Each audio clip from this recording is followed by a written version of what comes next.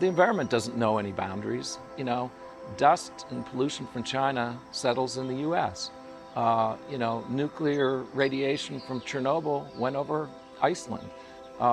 What goes up into the environment goes around the world, and ultimately this thin layer of topsoil, maybe 6 inches of soil around this hard planet spinning in space, represents the dust of our ancestors. All human history and all the other creatures are in that soil. And to contaminate that and the water supply and the air is an unforgivable sin. It's something that we'll pay for as a species in generations to come.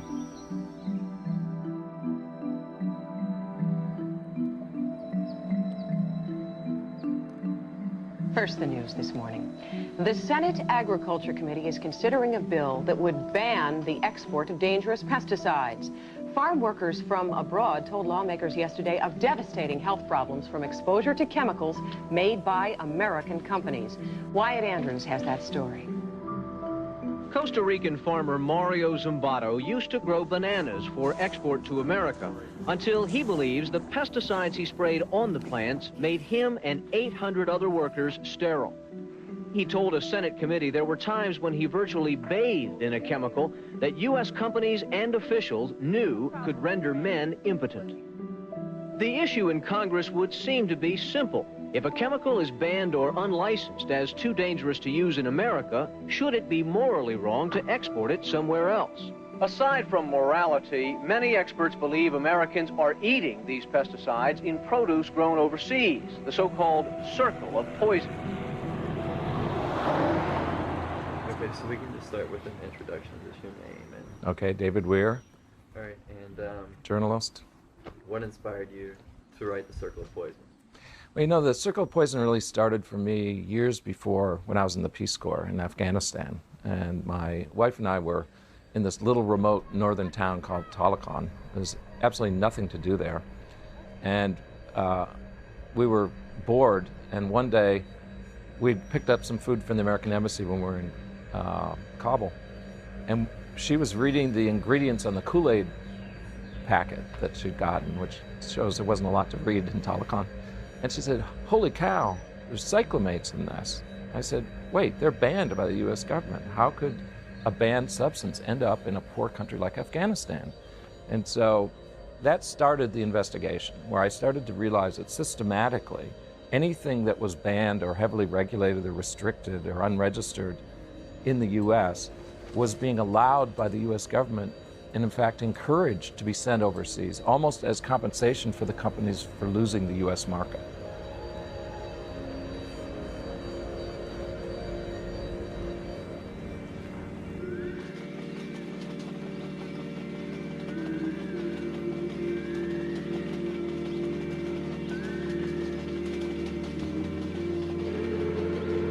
Pesticides are pushed on grounds that it's a very modern way to do farming.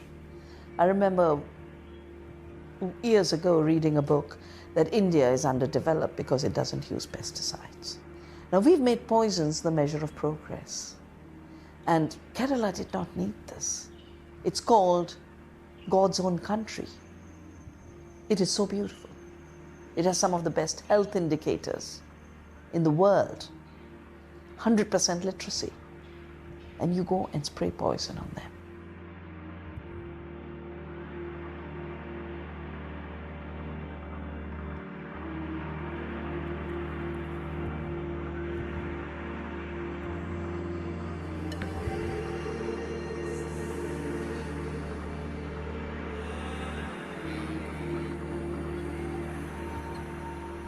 You know, so like Annie is our, Anne Leonard, she's also in Berkeley. She actually brought us into the whole toxic world. The issue of pesticide in Kasaragod is a very unique case. The first response or the first impact of pesticide is on animals.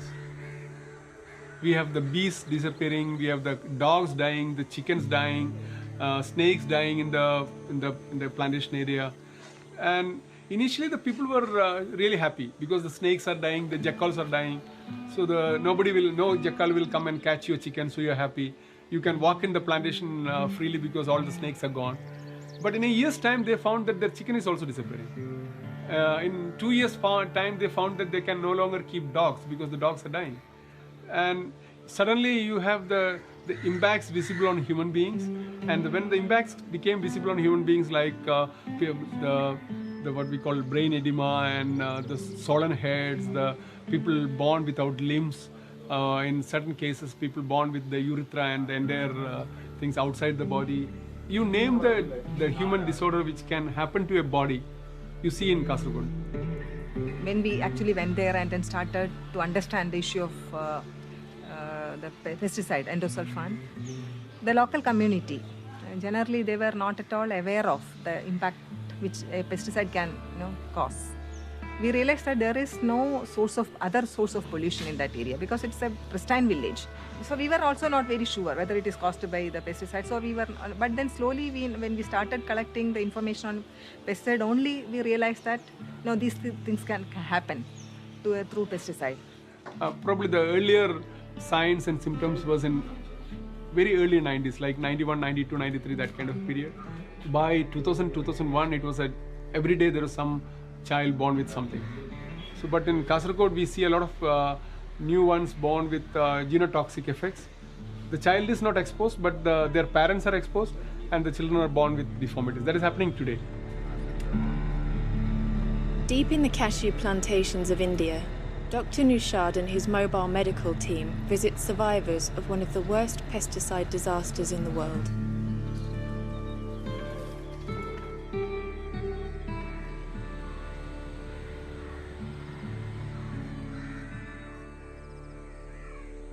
She was the former place for the plantation. Here all full of cashews. Here also itself sprayed by the endosulfan. മുമ്പേ പറയുന്ന ഇതുവരെയൊന്നും കൊണ്ടിട്ടില്ല. മുമ്പ് ഇരിക്കുകയൊക്കെ ചെയ്യുന്ന തീരെ ഇല്ല. നല്ല തടിയുണ്ടായി, നല്ല ഉഷാറുണ്ടായി. 7 മാസം ആവുന്നവരേക്ക് നല്ല ഉഷാറുണ്ടായി. പിന്നെ തളർന്നു കൊണ്ടുപോയി. ഒന്നും ആക്കില്ല, കറന്ന് വേണ്ടിട്ടാ പെരുന്നിട്ട് എഴിഞ്ഞു വന്നില്ല, ഒന്നുമില്ല. ഇവിടെ ഈ പ്ലാന്റേഷൻ കോർപ്പറേഷൻ ഇവിടെ അടുത്ത് സ്പ്രേ ചെയ്തിട്ടുണ്ടോ? അല്ല, ഞാൻ ഇവിടെ വന്ന ശേഷം ഫുള്ള് ഇതന്നെ കശുമാവിൻ്റെ ഫുള്ള് ഇത് വീട് വെച്ചെടുത്തെല്ലാം ഫുള്ള് ഇത് എൻ്റെ ഞാൻ കല്യാണം കഴിഞ്ഞ് വന്നത്.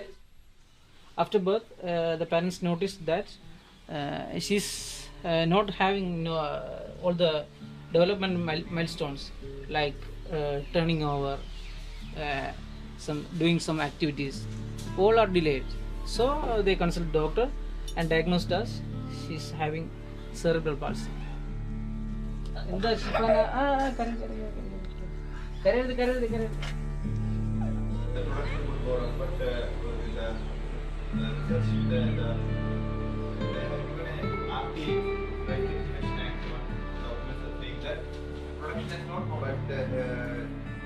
needs to be enlisted based on the discretion by the district and planning. We can give the treatment part of that. As of now, we have 5,500 enlisted victims, of which we are in the process of rehabilitation. We are providing health rehabilitation to them, which includes mobile medical units, comprehensive free treatment. This may be just a tip of an iceberg. There are newborns which are having the similar health effects in the area which is found to have more endosulfan contamination.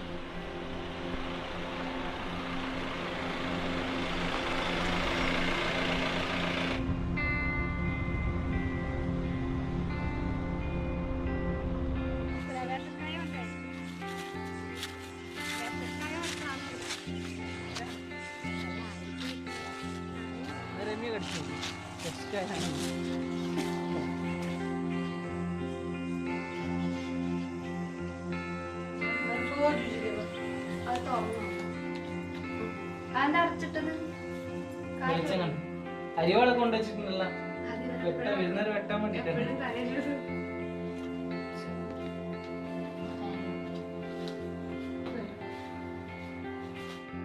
She was an absolutely normal child before the exposure of the endosulfan.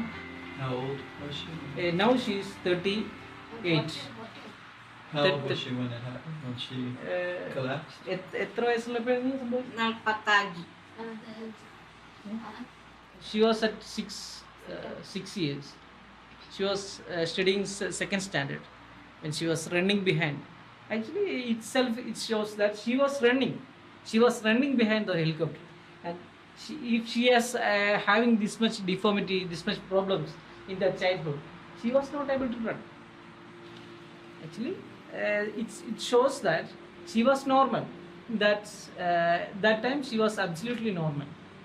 She was able to run behind the helicopter.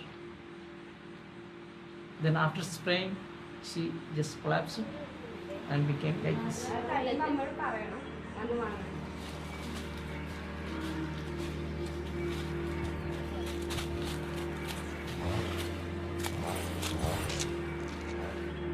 Nearly 40% of victims have neurological disorders. The government provides free special education for affected children who Dr. Nushad checks on at one of the schools.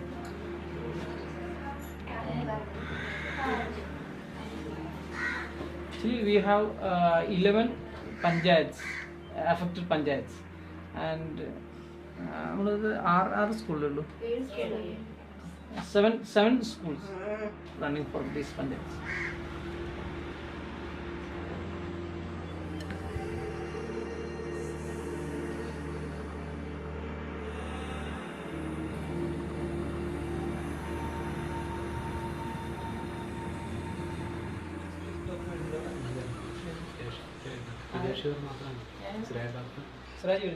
Siraj കാണുന്നുണ്ടല്ലേ?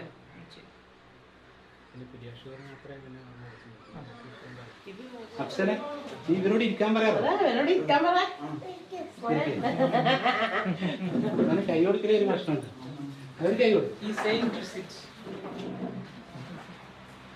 This is the eldest son of this family. His name is Afzal. He is suffering from hydrocephalus.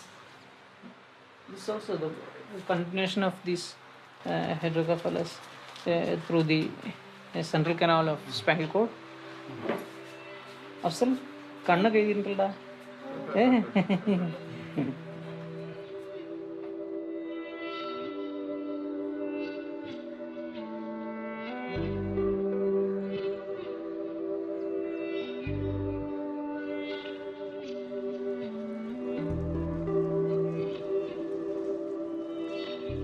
We perceive the US government as one which is for the corporates. Starting from DDT in 1972, when the US banned it, then they still produced it and exported it to Africa and Asia. Even after 50 years, they're doing the same thing. It is very unfortunate.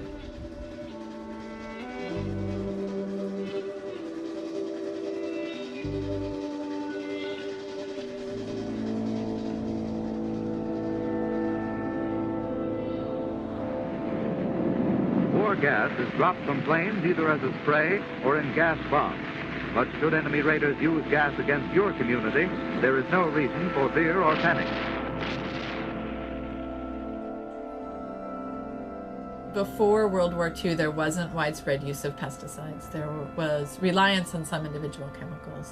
But during and after World War II, when companies began to develop these chemistries for war, they were looking for new markets for the same chemicals, and so turned to food and agriculture after war, and things like organophosphates, which are nerve poisons, were then pushed into agriculture. Many of them are still used widespread in agriculture. Some of the classes that we're most concerned about are those in the DDT family that stay around for generations and that migrate around the world. They migrate on wind and water currents, kind of doing this what they call the grasshopper effect. Whereas it heats up, they kind of settle out, and as the air heats up, they go in the air, they settle out, and they make their way to the Arctic eventually.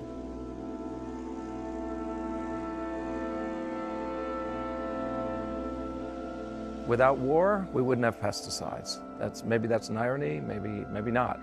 But one way or another way, this is what we ended up with. In the early 70s, it was clear we had problems, health problems and environmental problems we'd never experienced before, thanks to pesticides. That's when the US government enacted FIFRA, one provision of which allowed the continual production and manufacturing of pesticides that were not permitted for use here to be exported overseas. That set up the whole regulatory loophole that created this, allowed the circle of poison to come true.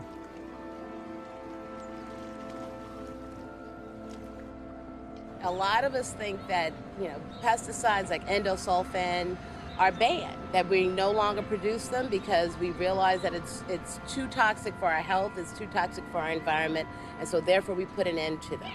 It's now illegal to use those kinds of chemicals and other pesticides in the United States. Well, the job's not over because there's been an exit created or escape hatch for the pesticide producers. They continue to produce these banned, restricted pesticides in our communities inside the United States, and they do this for foreign export. Limited data from EPA in 2013 revealed that banned, restricted, and unregistered pesticides are manufactured in 23 states for export only. EPA doesn't track the volume or final destination of these pesticides, which are then applied to crops like coffee, tea, cotton, fruit and vegetables, and may indeed be imported back to the United States as pesticide residues on these foods. The FDA only inspects 2% of imported produce, so the true risk to the United States consumer is unknown. There's a contradiction here because I think when you look at nuclear technology, we're very careful in how we export that technology. But, I think one of the major concerns we've got to admit is that we worry that an abuse of that technology or a misuse of that technology will come back to hurt the United States in some way or another. We need to have that same attitude with pesticides. When I step back and really think about the scope of what we've done, it's been a giant, terrible, tragic experiment. It goes way beyond pesticides, to asbestos, lead paint, to flame retardants, to all kinds of products, drugs, pharmaceuticals that were not properly studied and cleared for safety before we turned them into products. All those products and all that export and all the damage that's been done for decades, the first politician that really took notice of this was President Jimmy Carter. When I was getting ready to leave office, I had exhausted my effort to get Congress to pass it, but we had all the material to show that we were doing something that was basically unscrupulous or illegal as far as international law goes.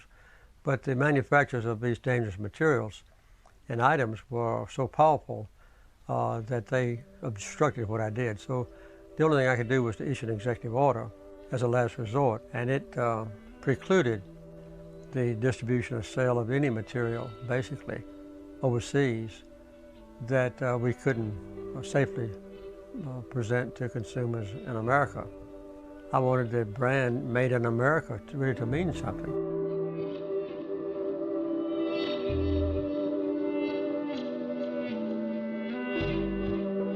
As soon as I left office, they descended on President Reagan, Ronald Reagan, and he agreed to protect their right to continue selling pesticides and flammable clothing and unproved or disproved drugs or condemned items to people overseas just so that the manufacturers could get rid of them and not take a big loss.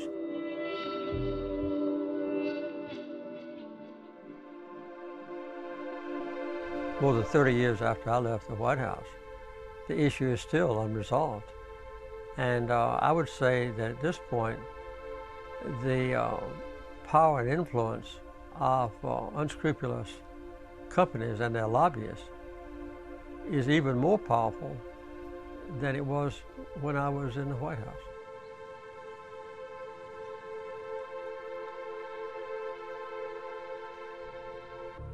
When we speak of the circle of poison, we most often think of the danger to American consumers. We think of foreign-grown food, some scarcely inspected by the FDA at U.S. borders, food tainted with U.S.-made pesticides that EPA considers cancer-causing and too dangerous for domestic farm use. Today, chemical companies still export tons of pesticides that EPA considers too dangerous for our farmers to use. Yet EPA cannot tell us how many of these made in the U.S. unregistered pesticides are currently being exported.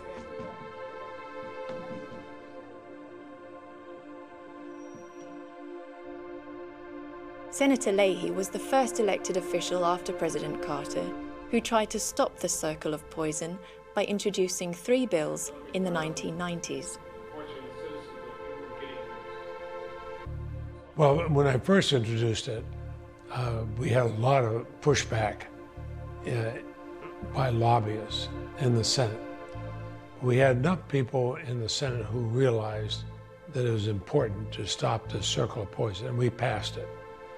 But once it got to the House of Representatives, the lobbyists were able to work a lot harder, and they were able to stop it from being in the final bill. We tried mightily. We worked on Saturdays and weekends, everything else on the bill, but could not get that part through. There are very powerful interests that make a lot of money by selling things they know are contaminated. And the fact that we might be able to make money and create a few jobs here and poison people in other countries, whether it's asbestos or lead paint or something, we shouldn't do that.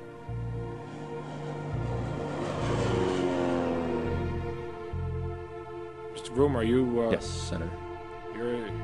You're the lead-off that allows all your members to be able to say either they fully agree with you or, my God, what's he talking about? That's correct. Go ahead.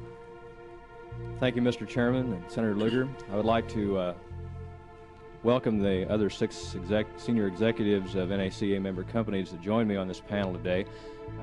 One of Senator Leahy's main opponents to the bill was Jay Vroom. Mr. Vroom has represented the pesticide industry in Washington for nearly 3 decades. Carefully prepared, advanced written statement. And our argument in 1990 with Senator Leahy and others, as it is today, is that we would rather that the United States be a principal source of providing crop protection tools for farmers around the world and the incubator, if you will, for innovation for that kind of product development, and the follow-on stewardship that companies like those that are based here in the United States can and do provide over the years, rather than having those needs served by product producers of pesticide compounds from places other than the United States. Do you think you'd find everything safe, or do you think you'd find a whole lot more violations? Perhaps a little of both. I will tell you, when the agency undertook its investigation last year, we did find a number of violations and filed a number of cases against companies. It was the first time that we had really enforced. Jay Vroom had allies within the government as well. Linda Fisher of the EPA also opposed the Circle of Poison bill. So take the case of Linda Fisher. She was an EPA official who argued against the Circle of Poison bill during the first Bush administration. After that, she went to work for Monsanto, actually, as a lobbyist. After that, she went back into government, back as a high official of the EPA in the second Bush administration. And since then, she's become a high official at DuPont. It's a perfect example of how the revolving door of officials moving in and out of government, regulating pesticides and other toxics, and then going to work for the people that produce them.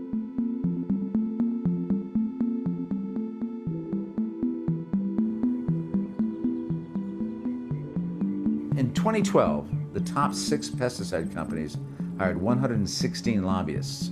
112 of them were either former members of Congress or former members of a major government agency like the EPA, the FDA, the USDA. 116 lobbyists, 112 either former members of Congress or people who used to work at our federal agencies. And so since 2004, the big 6 pesticide companies have spent almost $220 million in lobbying just the federal government. Just the federal government. That doesn't even include the states.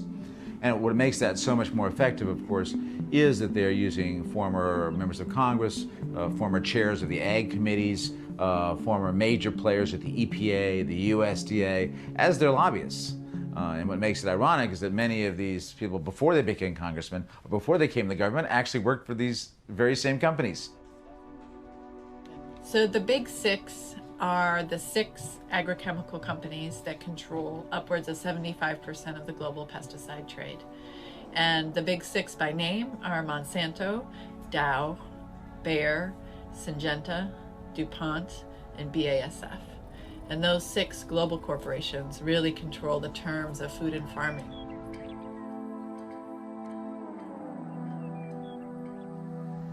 While a handful of Western companies continue to make record profits, they do so at the expense of farm workers around the world.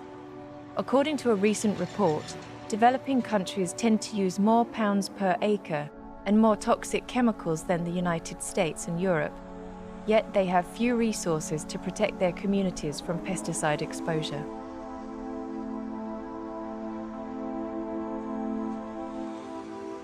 Pero pues no hay más trabajo aquí. La gente que no tiene estudios, que no tienen otra cosa que hacer, la mayoría se va al campo.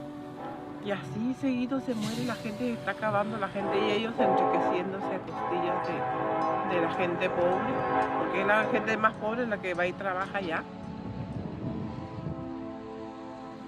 Como aquí es una comunidad muy pobre, que toda la gente vivimos de trabajar en el campo, y esas muchachas empezaron a trabajar en el campo porque era la oportunidad que les daban, como de bajos recursos y por no tener cómo viajar para ir a trabajar a otras partes.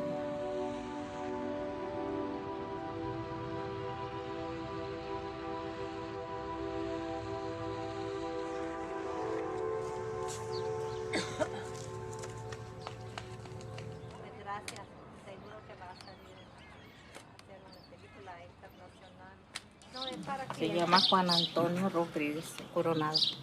He was born on June 28th and he's 2 now. Pues los primeros meses de embarazo. Pero anteriormente ya trabajaba ella, ¿verdad? Anteriormente sí. Antes de embarazarse ya trabajaba en los campos. Toda la vida ha trabajado en los campos. His mom worked her whole life in the fields, and so before the pregnancy she was working in the fields and for the first few months of the pregnancy. Tiene diagnosticado el cirrosis hepática. So he's been diagnosed with cirrhosis of the liver. Pues conforme él se enfermó, empezó con un poquito hinchado, después fue creciendo. Para ver el hígado, él tiene aquí una cicatriz acá.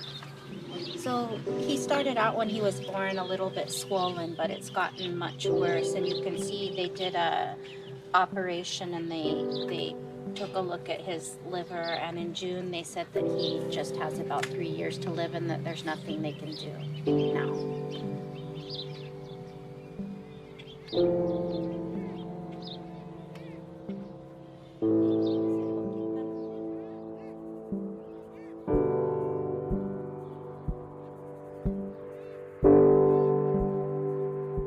It really is something that, of course, deeply affects me as a human, like all of us, you know, but especially as a nurse, you know, I feel, you know, a deep need to stop this and, you know, stop this effect that it's having on the children, you know, and all of the people here.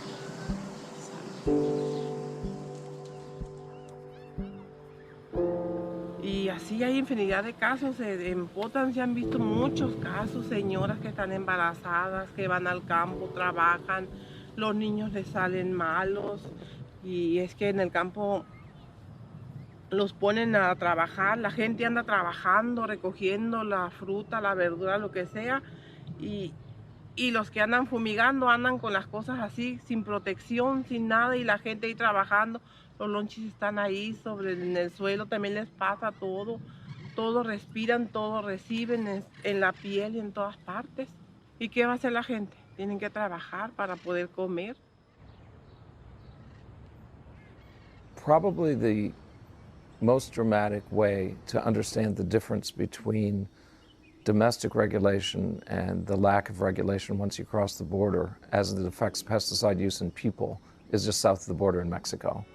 Take the Sonora Desert, split down the middle by an arbitrary border between countries. So on one side, pesticides that can't be used aren't being used. On the other side, they are used. And there's evidence of the effects. In 1998, Dr. Gillette conducted a study of pesticide exposure in Mexico. She compared the children living in the pesticide-intensive Yaqui Valley to those in the non-exposed foothills. After playing catch with the children and observing them dropping raisins into a bottle cap, Gillette found disturbing differences in hand-eye coordination between the groups of children. She looked at 4- and 5-year-olds and 5- and 6-year-olds, and one of the things she asked them to do was draw a picture of a person, and found that the children in the non-exposed areas drew people just like, I think, any kids anywhere. You could tell they were people drawn by very young children. Many of the children in the highly exposed areas to pesticides just drew scribbles. You couldn't even tell that they were people.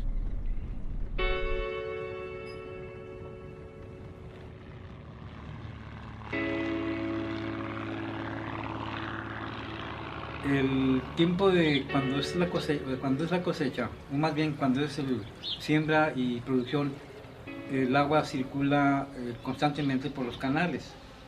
Y yo señalaba que esa agua lo consumen los animales, lo consumen a veces las personas, y es donde viene un contagio o viene una enfermedad que desgraciadamente trae consecuencias fatales. Como podemos ver, este es un cultivo de trigo y se están realizando unas aplicaciones dirigidas para controlar ciertos pulgones o ciertas malezas, pero en la cual, como podemos observar, las aplicaciones carecen de toda seguridad para, en este caso, para el que lo anda aplicando, y que son productos altamente tóxicos.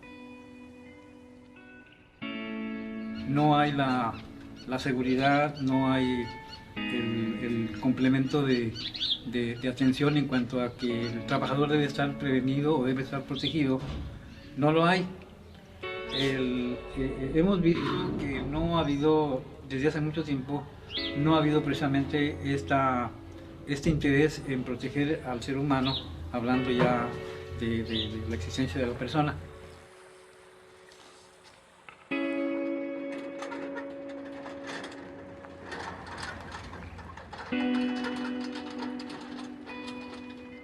Eso es lo que está pasando aquí en la comunidad de los 8 pueblos de la tribu Yaqui. Eso es lo que tenemos nosotros ahorita, esa problemática de los pesticidas.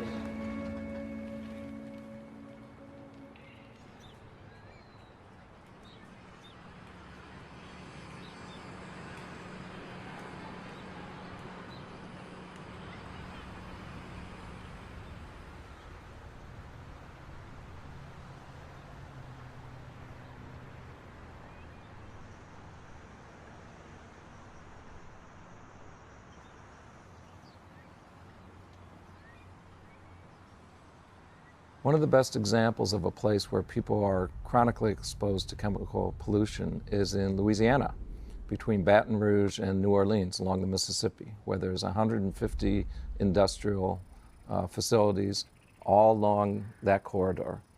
In fact, the industry calls it the chemical corridor. Residents have a different name for it. What do they call it? Cancer Alley.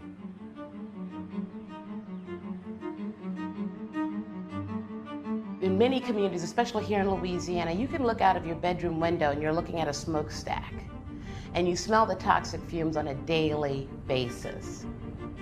We have lost historic African American communities because of the toxic exposures from those companies warranting the relocation of those communities. So the entire towns of these historic communities have been razed, and the only thing you now see, if there's any sign that they once existed, might be their old cemetery grounds, while the facilities have gotten larger and expanded into those historic communities that once lived and thrived in this area.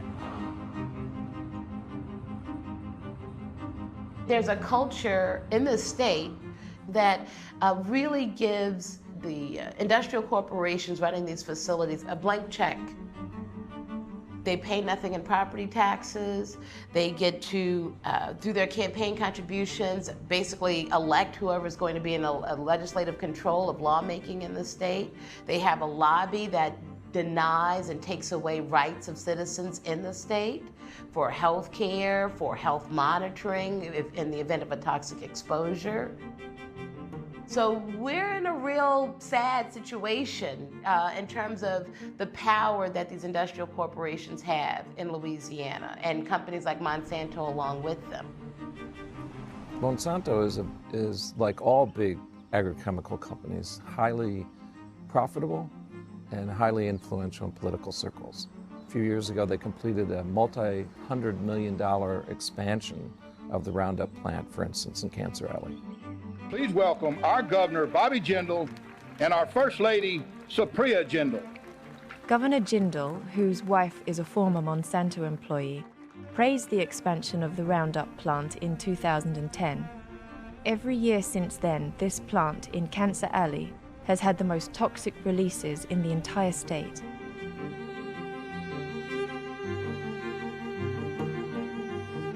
It's really important to remember there's a real difference in any pesticide between its active ingredient, which in the case of Roundup, for example, is glyphosate, versus all the surfactants and inerts that go into that full pesticide when it's sprayed. And to demonstrate this, a researcher, he had 2 ponds with frogs in them, and in one pond, he just put the active ingredient of Roundup, glyphosate. Had very little impact on the frogs. In the next pond, he put the whole formula. Devastation, 80–90%, depending on the developmental stage of the frog, of death in those frogs. So that shows you the difference between just an active ingredient and the whole formula. It turned out there that the surfactant, that part of Roundup that makes it stick to the crop, was what was so fatal, working with the other ingredients in Roundup, so fatal to those frogs. So Roundup's legal, by the way. Roundup isn't a banned chemical. So one thing that's important to consider is, on some levels, it doesn't matter whether an agricultural chemical has been banned or restricted very much yet, because we simply don't know what the negative effects of most of these chemicals will be over time. They're not studied as complete compounds. There are isolated, narrow chemical tests that are performed on them. Of course, they're not studied on human beings. That would be unethical. So essentially, it's a big experiment, and we just don't know. Whether it's regulated or not shouldn't prohibit us from speculating and also investigating what are the effects of these legal chemicals. Some of them may be as bad as the banned ones.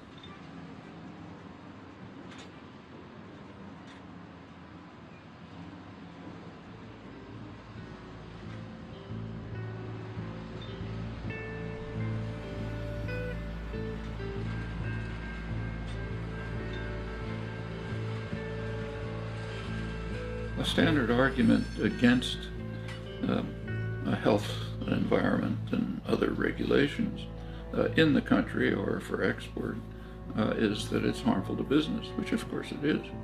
I mean, if business can kill people freely, it's a lot more profitable than if you have to pay attention to what you're producing and look at the effects on people and so on. On the other hand, if you do care about harming people, the profits just don't matter.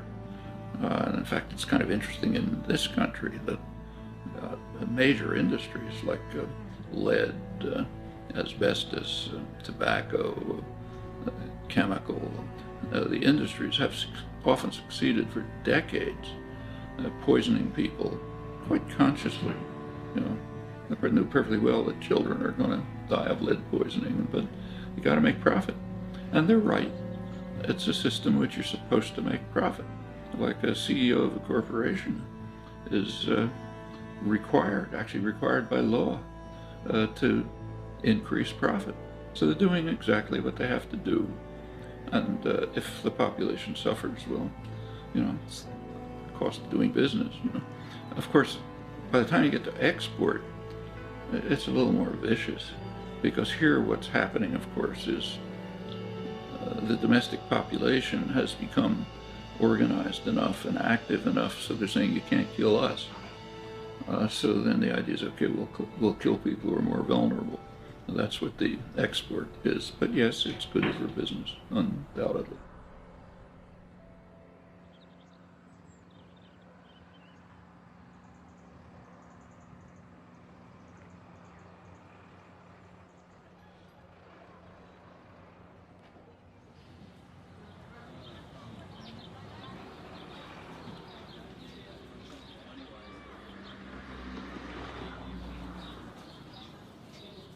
Acá los chicos que juntan soja, están haciendo casitas con la soja, investigan si hay plaguicida. Acá hayan plaguicida en el agua, es cuando hayan, estamos hablando del 2002. Acá nos llevan el agua nosotros, acá hay una chica con leucemia. O sea, está todo acá. Esta familia, Ezequiel murió con tumores, tenía 23 tumores en la cabeza y en la columna y en la cabeza 3 tumores. La hermana Débora tiene tumores, la madre tiene tumores, el hermano tiene tumores. Estas son familias enteras por los agroquímicos. Y bueno, y acá está el mapa, que si ustedes ven el mapa de Barrio Ituzaingó, tenemos soja, soja y soja.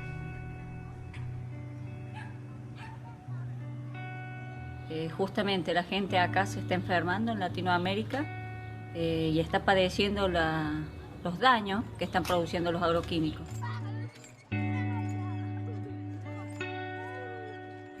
En mi barrio fue declarado inhabitable, es un barrio contaminado por agroquímicos y están naciendo muchos chiquitos con malformación y muchos cánceres, cáncer de mama, cáncer de intestino, tumores en la cabeza. Te digo que nosotros lo hemos sufrido y lo estamos viviendo.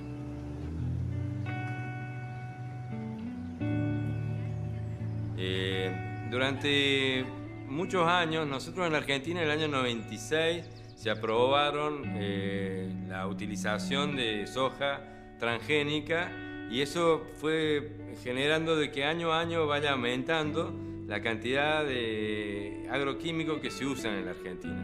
Nosotros estábamos usando 30 millones de litros hace 15 años y en la última campaña se han usado 340 millones de litros. Sí pasamos. Y esto se pudo hacer sobre la base de una gran campaña publicitaria que decían que estos productos no eran tóxicos. Confiábamos en que esta situación era segura, digamos.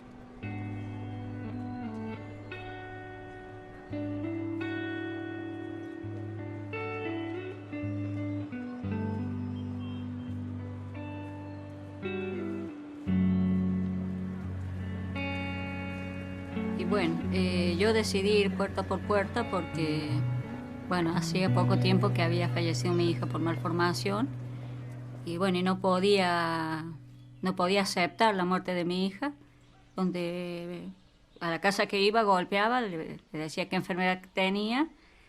Después fui a la otra vecina, había perdido otro hijo y ahí me encontré de que la mayoría de la gente había perdido un hijo, estaba enfermo y bueno, decidí investigar. Y bueno, eso hizo un detonante en que pensé yo que a mi hija le había podido pasar algo de eso. Entonces hice un pequeño mapa, le tomaba el nombre, el apellido, la dirección, dónde se atendía y qué enfermedad tenía. Y lo llevé al Ministerio de Salud, donde en el Ministerio de Salud me dijeron que quién había hecho eso. Y le dije que lo había hecho yo, había ido casa por casa y me dice, no, dice porque no está pasando nada, ¿no? Le digo, nos estamos enfermando y no sé qué. ¿Por qué? Y ahí nos cajonearon la información porque no se dio a conocer y la cajonearon.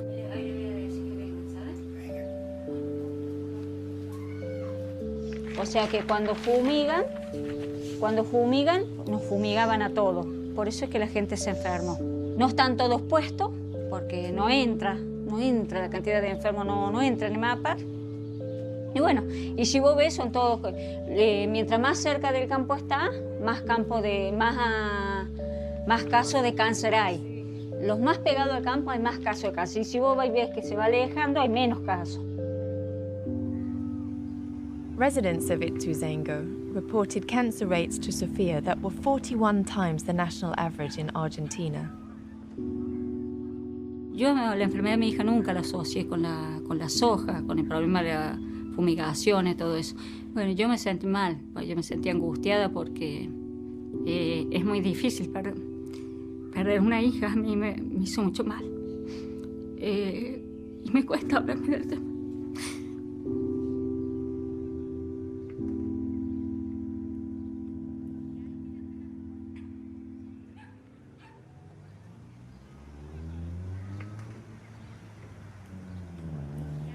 Yo me tuve que volver activista porque tuve que salir a defender mis derechos.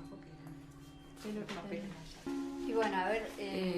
Y se da el nombre de Grupo Madre porque no fuimos a un encuentro a hacer unas denuncias y nos dice, ¿quiénes son ustedes? Y nosotros no sabíamos qué decir, pues no teníamos nombre, no teníamos nada. Y somos las madres de Ituzaingó, le digo. Y nosotros venimos a reclamar nuestros derechos. Y bueno, ya así ya nos conocieron como las madres de Ituzaingó.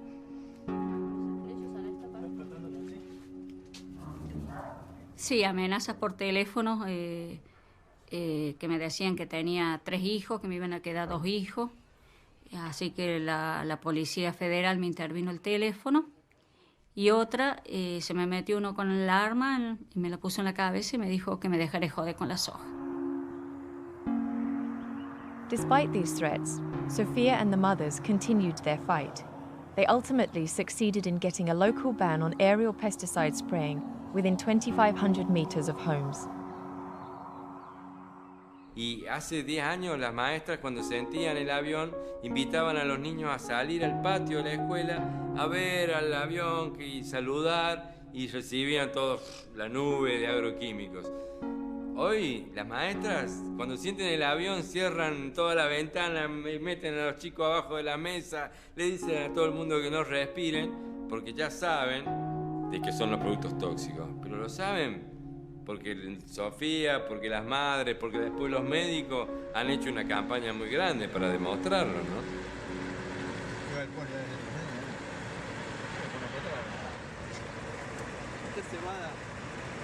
Esto es trigo.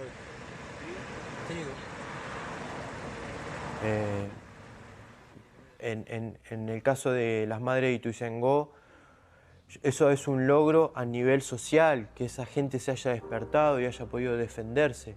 Acá no pasa eso. Acá no pasa eso. Anda con cautela porque... Sigan mirando tranquilo, como que quieren comprar los lotes y los están filmando. Ahí nos vieron, pero no paré, flaco, no paré. Bueno, ¿ves allá los aparatos fumigadores allá atrás? Ajá. Las máquinas. Sí. ¿Esos tanques amarillos? All the yellow tanks. Those are the machines they use to fumigate, to spray. Ahora estamos en un depósito de estas máquinas dedicadas a esta agricultura tóxica, pulverizadores, como verás, protegidas con alarmas, con cercos, con un montón de medidas de seguridad. Y podemos ver allá a la escuela en pleno desamparo, a la intemperie, sin ninguna medida de protección, donde hay chicos allí asistiendo. Just 400 miles from Ituzaingó, international corporations have made Chacabuco an experimental zone to test new agricultural products, exposing residents to unknown risks. Entonces tenemos toda esta situación, pero hay también un gran silencio, que no sabemos si es por miedo, por la gran cantidad de plata que ganan, o ese es un tema como fuerte también, el silencio de la gente. O sea, nadie dice que tiene cáncer y se atiende el cáncer como una gripe. Tengo gripe y me estoy haciendo la quimioterapia. Santiago is breaking the silence through sustainable Chacabuco, his campaign to raise awareness about the government-approved testing taking place in his town. Aquí en Chacabuco se están desarrollando y multiplicando y apoyando desde el gobierno la utilización de esta sustancia. Y se venden como imagen del desarrollo agropecuario de la zona, del municipio y del país, en donde la utilización de venenos es visto como el progreso de una nación.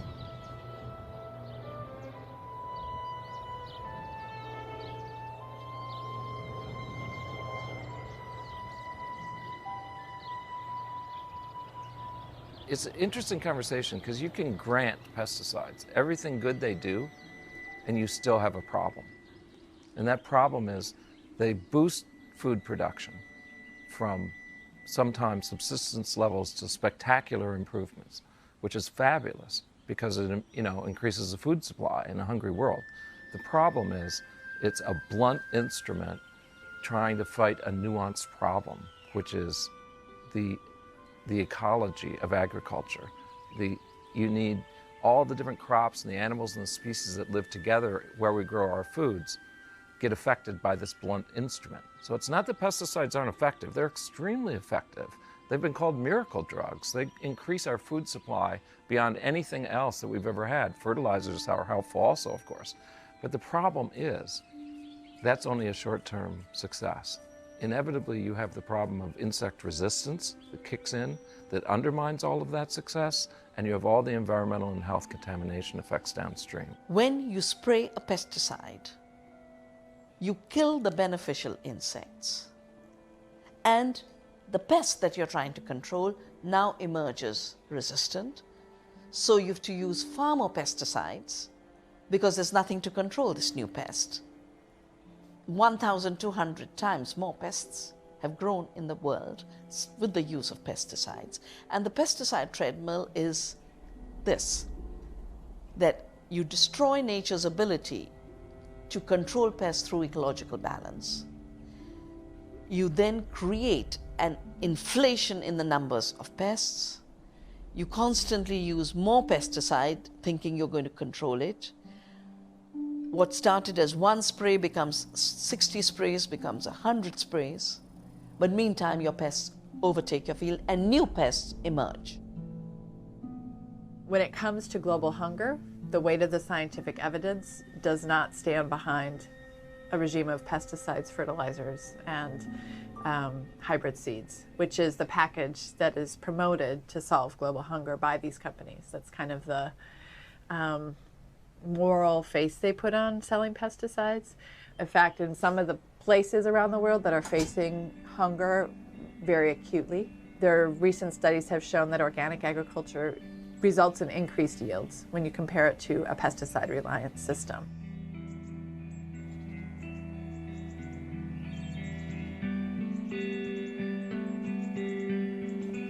It's called vermicompost. This is made out of cow dung and the earthworm.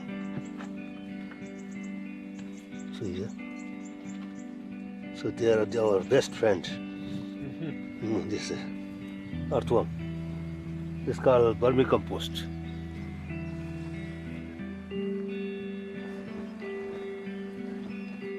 About 2 years ago, the Prime Minister of Bhutan invited me to help Bhutan become 100% organic. So what we've been doing in these 2 years is my team goes twice a year and works with the farmers, and the Bhutanese come and train at our farm in Dehradun, where we practice an ecological agriculture with no chemicals, and we have no pests in our fields at all. We have lots and lots of insects, but no pests. Bhutan's ambitious plan to make all local farms organic would make it the first country in the world to convert to a fully organic agricultural system and ban the sale of pesticides.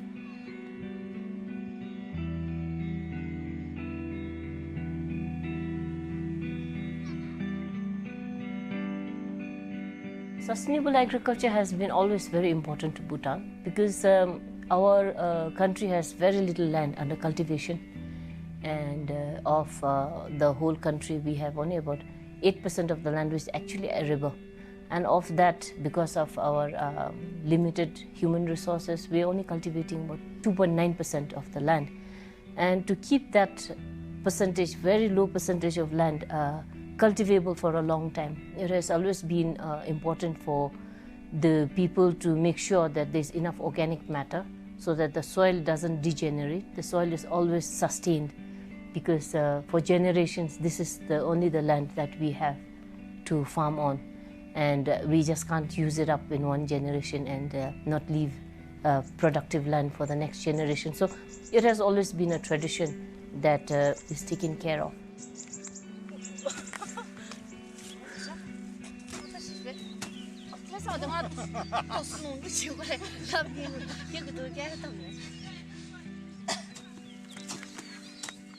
The Bhutan government has very, very clearly decided to not measure growth, which measures only how much commerce takes place, And of course, you can have lots of growth by first creating pesticides. The pesticide industry makes lots of profits, that's growth. People get cancer. The same pesticide companies sell you a patented cancer medicine. That's growth. This growth is not measuring welfare. It is measuring destruction, death, and illness. So Bhutan decided it was going to make happiness the objective. And therefore they focus on gross national happiness.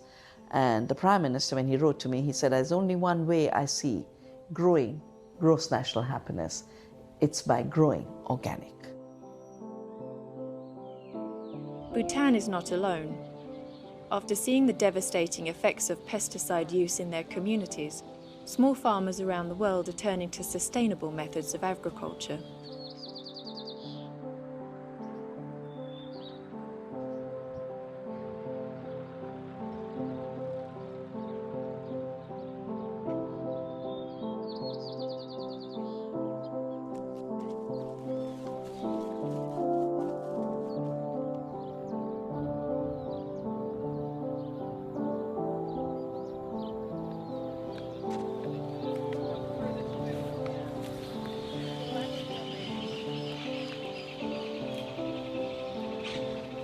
La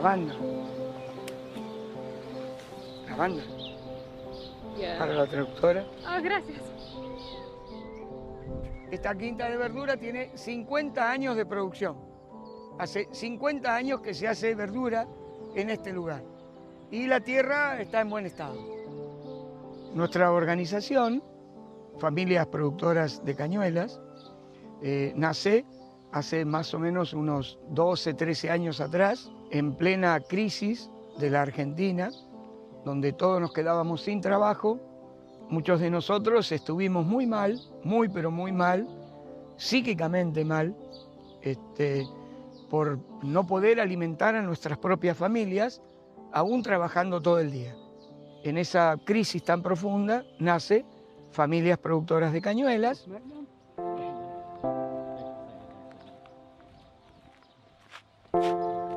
¡Vamos, Javier! No necesariamente hacen falta los químicos para hacer producciones intensas, de buena calidad. Y bueno, nosotros tenemos totalmente demostrado que se puede producir sin el uso de ningún tipo de fertilización química.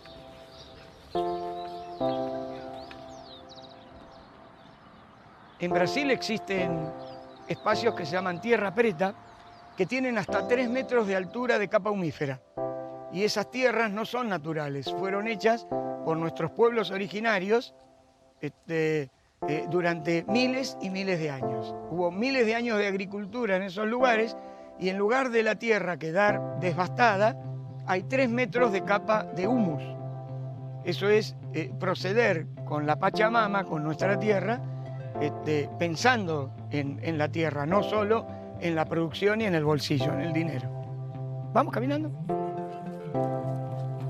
And what I have found in my 25 years of working with biodiversity, working to build ecological agriculture systems, is that chemical-free, poison-free agriculture systems which intensify ecological processes, which intensify biodiversity, produce more food per acre and more nutrition per acre.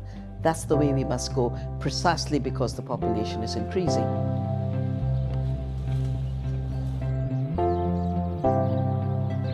Que estas siembras que realiza esta familia de este campo es una semilla que por años se ha estado conservando por generaciones. Estamos hablando unos 40 a 50 años que esta familia ha estado cosechando su propia semilla, de tal manera que ellos difícilmente aceptan una aplicación de plaguicidas. Ellos tradicionalmente conocen su forma de controlar tanto insectos como enfermedades y malezas. Este proyecto de esta familia sirve para otras organizaciones, para otros pueblos, sirve de ejemplo porque a través de los talleres que hemos podido compartir con ellos, nos han enseñado pues de que el mantener una alimentación sana es el futuro para los niños principalmente.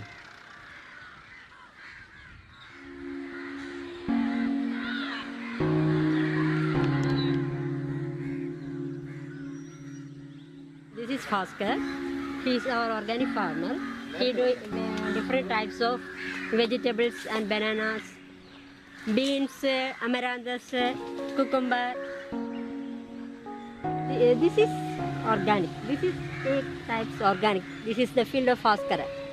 The problems in Kasaragod is now being turned around on a positive note where from a pesticide hit or pesticide impacted community, now we are moving towards the survivors of this on a very positive note where we can produce food without pesticides, we can provide rural livelihood without using chemicals. There is in that sense, we see a lot of hope. Since 2003, the Organic Bazaar in Kerala has helped small farmers give up chemical-intensive agriculture to deliver safer, more sustainable produce. This farmers' market was inspired by the growing organic movement in the United States. What I thought might happen, hope might happen, it turned out did happen. It was the Organic Farm Bill. People started paying a lot more attention. And that hobby type thing that the detractors called it is now turning into a $30 billion a year business in the United States, about the only agriculture business that's growing. But also, more importantly, people started asking questions. I think the best approach to handling a particular political, I say controversial issue, like the choice between profit for corporations or protection of human beings, the first instigation should be the American public, to educate the American public about what's going on. We have to start thinking about the alternatives rather than putting more and more energy into trying to beef up risk mitigation in the conventional chemical industrial complex. We need people to say, we don't want the hazards, we don't want to support the hazards, we don't want to export our chemicals, we don't want to import poisons on our food, we want communities where our food is produced to be safe, we want our food to be safe, we know the systems exist, we need leadership desperately, we need an uprising. In recent years, an uprising has been gaining momentum. In 2012, rallies were organised around the country to protest against Monsanto, but less than 20 people attended one in New York City. At a second round of protests 1 year later, 2 million people showed up in 52 countries to march against Monsanto. They want you to believe that there's not enough food on this planet to feed everybody. They want you to believe that you need their products in order to feed the hungry and the poor. I'm here marching for Sofia in Argentina, who organized mothers in her community and demanded that Monsanto stop poisoning her children. I'm here for Santiago in Argentina, who's using the power of social media to know that his town will not be used as an experimental zone for new GMOs and new pesticides. I'm here for Paco in Mexico, who's organizing Yaqui farmers to go back to traditional organic methods of farming and stop using hazardous pesticides and GMOs. And finally, I'm here with my friends from Bengal in India, who are spreading the word and trying to hold these corporations accountable for the atrocities that they're causing.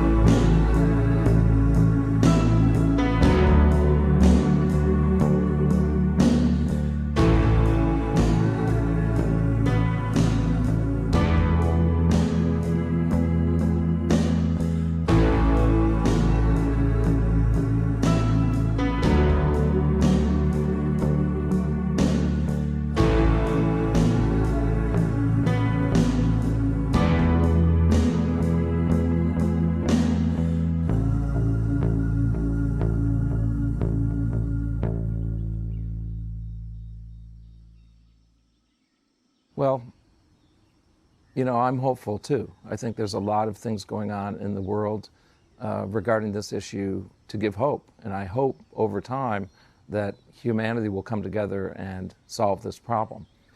I don't think a problem that entrenched, that's been doing this much damage for that many years, and we're talking about long-term environmental and health damage, probably damaging the immune systems of human beings, perhaps allowing new diseases to crop up, weakening us as a species. I don't think a problem that embedded in our culture and our history can be taken lightly. I think we all need to stay focused on finding solutions that will, you know, maybe render that history non-repeatable. I wish I could say I was hopeful that would happen. Mr. Speaker, Mr. Vice President, members of Congress, my fellow Americans, we need to work together on tools like Bipartisan Trade Promotion Authority to protect our workers, protect our environment, and open new markets to new goods stamped made in the USA.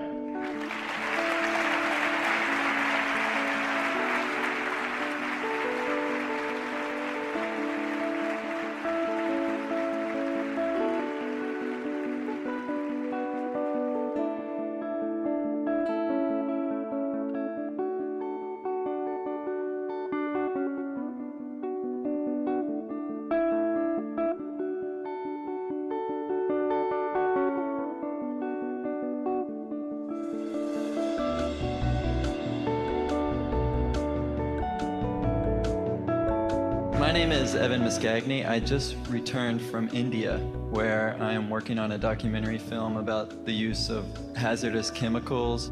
Now, many of these chemicals are made here in the United States, and we ship them overseas to poor countries. I'm wondering if you can speak about capitalism from a Buddhist perspective, and specifically the idea of placing profits over human health and the environment. Oh, capitalist, the market-oriented economy is quite a dynamic sort of force. That also there's good points. But then without much concern about real human sort of equal right, exploiting, only think about money, profit. I think this country really wonderful, wonderful. However, huge gap, rich and poor. Then those richer people only concern profit. I think a truly capitalist sort of thinking, just profit, profit. So I want to use the word we, you and myself must educate. It's our responsibility. Tell more. And this case, you actually experienced as a sort of scientific sort of researcher. So tell people through articles, through radio talks, like that. Very, very important. Educate people.